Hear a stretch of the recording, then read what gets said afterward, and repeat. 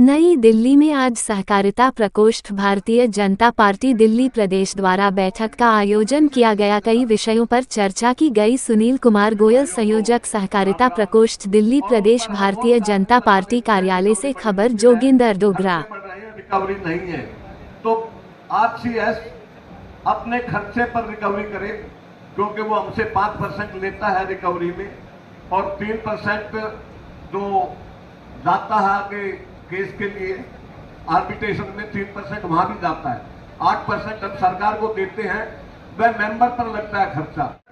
जाकर के high court तक सोसाइटी को भिड़ना पड़ा, तो जो गवर्नमेंट फंड है यानी डीटीसी का अपना फंड है, उसमें से डिडक्शन करके सोसाइटी को दे दी।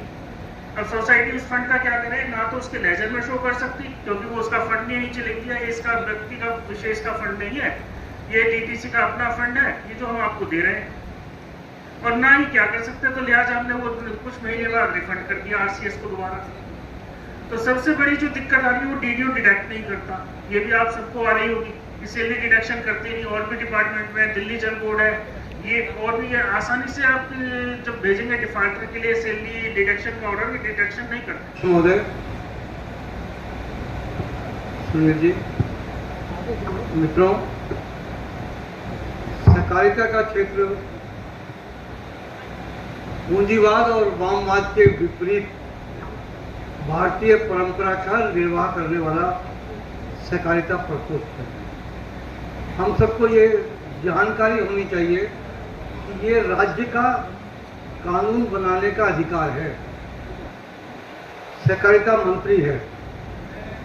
हमारी समस्याएं हैं, मैं एक एक इंगित करता हूँ कि जितने भी कोऑपरेटिव ग्रुप हाउसिंग सोसाइटी हो, टीसी सोसाइटी हो, इनके मेंबरशिप की लिस्ट कंप्यूटर पे दाखिल होनी चाहिए। रजिस्ट्रार ने ये घोषणा कर रखी है कि हम सोसाइटी के मेंबरों की लिस्ट देंगे, क्योंकि एक एक मेंबर 3-3, 4-4 टीसी सोसाइटियों का मेंबर बन जाता है। डीटीसी की जो कर्मचारी पैसे लेते हैं उनके से 5% वो भी काटते हैं अगर उनकी किस्त बन जाए। तो एक तो ये निवेदन है कि जितने मेंबर हैं हमारे, खास तौर से टीसी सोसाइटी के, उनकी लिस्ट अल्फाबेटिकल रजिस्ट्रार के पोडियम पे या पैनल पे होनी चाहिए, जिससे जब आप मेंबर बनाएं तो आप देख सको वो किस किस सोसाइटी में मेंबर है। दूसरी बात, ग्रुप हाउसिंग सोसाइटी की समस्याएं आपने रखी। 79 के अंदर जमीनें मिली और 83 में से बननी शुरू हो गई। अब वो जिंदगी पूरी कर चुकी है। रीडेवलपमेंट के अंदर डीडीए नहीं चाहती कि कोऑपरेटिव ग्रुप हाउसिंग सोसाइटी अपना रीडेवलपमेंट कराए, क्योंकि नरेला में उन्होंने कबूतर खाने बनाए, वो तो बिके नहीं, तो वो चाहती नहीं कि ग्रुप हाउसिंग में। मेरा अध्यक्ष महोदय से निवेदन है कि डीडीए, क्योंकि केंद्र सरकार के अधीन है, हमें मास्टर प्लान 2021 सहकारिता प्रकोष्ठ की आज की इस बैठक के गणमान्य अतिथि मेरे बड़े भाई सुरेश बिंदल जी, भाजपा सहकारिता प्रकोष्ठ दिल्ली के संयोजक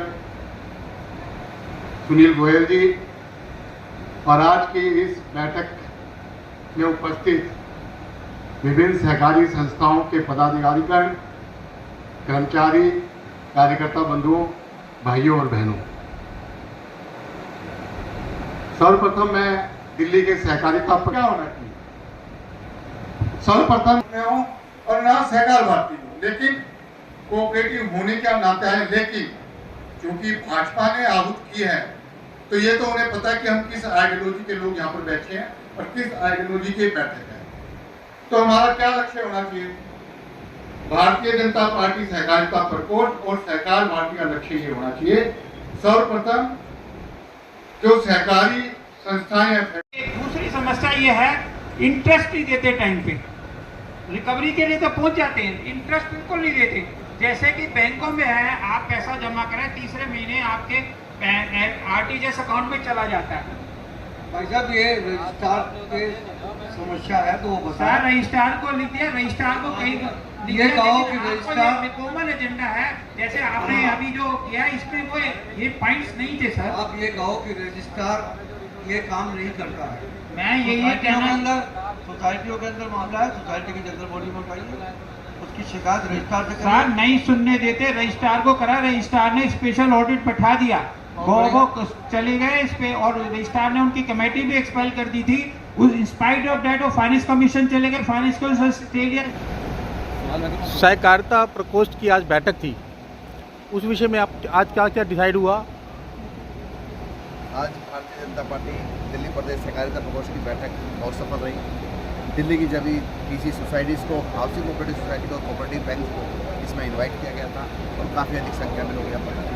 हमारा आज का मुख्य उद्देश्य था कि सभी लोगों से मिलकर सहकारिता क्षेत्र में जितनी समस्याएँ आ रही हैं उन सबको एक मंच पर लाकर एक समस्या को सुने और उस समस्या के समाधान के लिए अपने उपराज्यपाल से महोदय से मिलकर दूर करने का प्रयास करें। क्योंकि दिल्ली में जो भारतीय आप पार्टी की सरकार है वह बिल्कुल भी सहकारिता पर ध्यान नहीं दे रही है।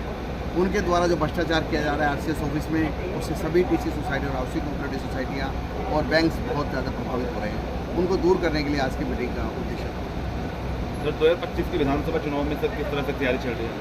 भारतीय जनता पार्टी 2025 विधानसभा के लिए बहुत बड़ी तैयारियों में लगी हुई है। 1 सितंबर यानी कल से भारतीय सदस्यता अभियान शुरू होने जा रहा है। कल नरेंद्र मोदी जी को पहला सदस्य बनाकर उसके बाद पब्लिक के लिए मेंबरशिप खोल दी जाएगी और बहुत बड़ी संख्या में इस बार पिछले भी सारे रिकॉर्ड टूटेंगे।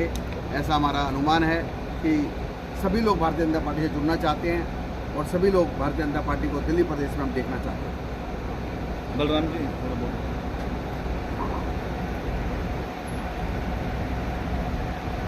नहीं कोई बात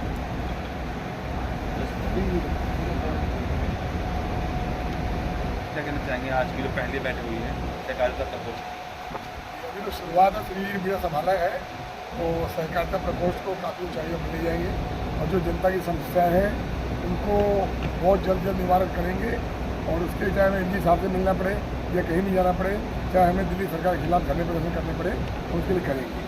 समस्या फिलहाल किस तरह की आ रही है? जैसे काफ़ी प्रकोष्ठ बने हुए सहकारिता में समस्याएं कई हैं, जैसे कि ये 20,000 से ऊपर हम वो नहीं कर सकते और जैसा हम बताया सोलर सिस्टम लगाना हो तो उसके लिए परमिशन नहीं हमारे।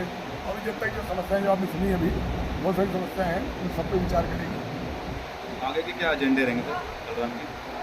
सहकारिता प्रकोष्ठ ठंडा पड़ा हुआ था, उसमें लिए आए हैं तो आज आप देख ही रहे हैं कैसे जोर शोर से प्रदेश कार्यालय में बैठक रखी है। आगे भी जो भी हमसे बन पाएगा हम करेंगे, इनके साथ मिलकर इनके चंदा का मिला चलेंगे। रोहिणी से आया हूँ मैं, ऋषि पटन में निवास है मेरा।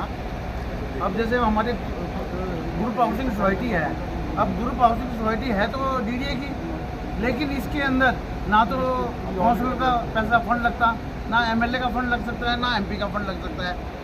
और ऐसे ही कोऑपरेटिव की एक सोसाइटी है, हाउस बिल्डिंग सोसाइटी, जिसमें सभी का पैसा लग जाता है। ये दो बात क्यों? हाउस बिल्डिंग सोसाइटी और कोऑपरेटिव सोसाइटी में दो बात क्यों हो रही है?